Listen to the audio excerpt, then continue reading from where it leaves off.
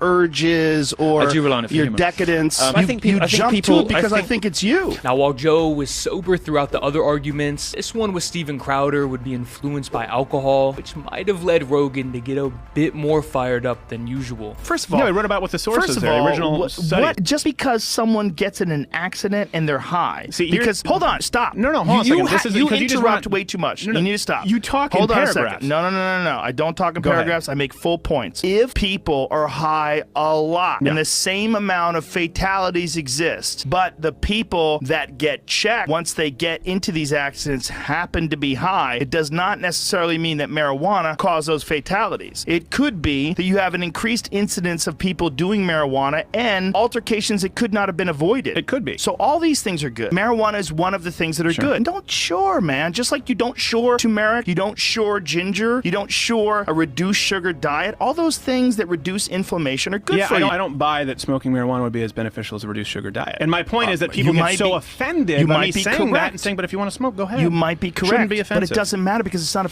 contest to see what's the most beneficial. And things would continue to heat up as they dive deeper and deeper into this topic until eventually they reached a boiling point. You're the guy that thinks people should be able to do whatever. You're a free market guy, that's right? What I just said. So if you're a free market guy, why wouldn't you be in support of something, whether it's the most beneficial or equally beneficial? Just said I am. But you're not necessarily because you're denying. But because now of the chemical compound. Face. You're denying. Watch it. Come on.